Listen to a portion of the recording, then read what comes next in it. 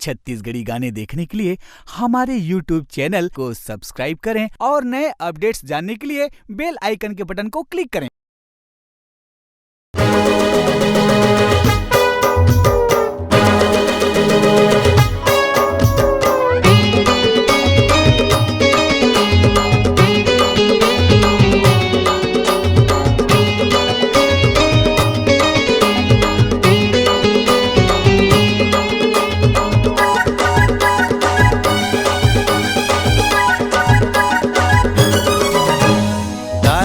मोर मायारू रे मोला पिया दे पूरा एक बाटल। ये दारू है मोर मायारू रे मोला पिया दे पूरा एक बाटल। मोला पिया तहूँ हपी 4 दिन के जिंदगी है जी भर के जी। मोला पिया तहूँ हपी 4 दिन के जिंदगी है जी भर के जी। दुनिया लगा हंसे पागल दारू है मोर मायारू रे मोला पिया दे पूरा एक बाटल। ये दारू है मोर मायारू रे मोला पिया दे पूरा एक बाटल। दे दारू दारू दे दारू दे दारू और दे दारू।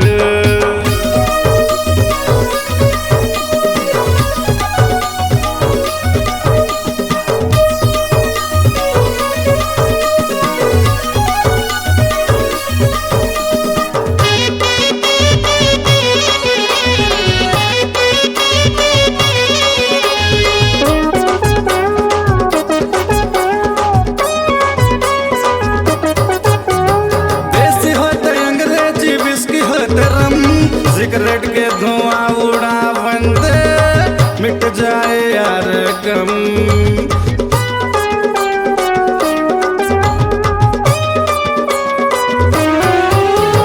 देसी होते अंग्रेजी विस्की होते रम। सिगरेट के धुआं उड़ा बंदे मिट जाए यार गम।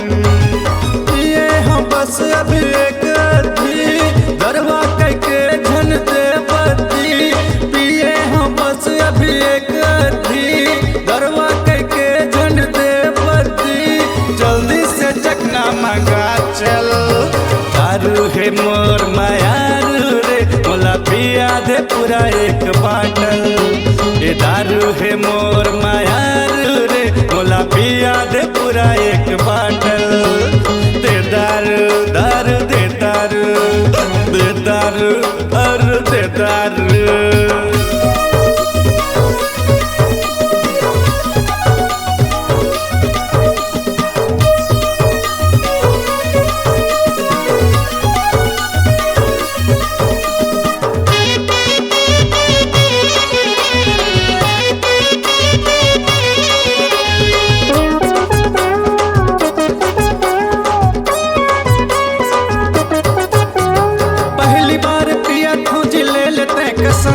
का करा प्यार माया हो गे हाँ बेशरम।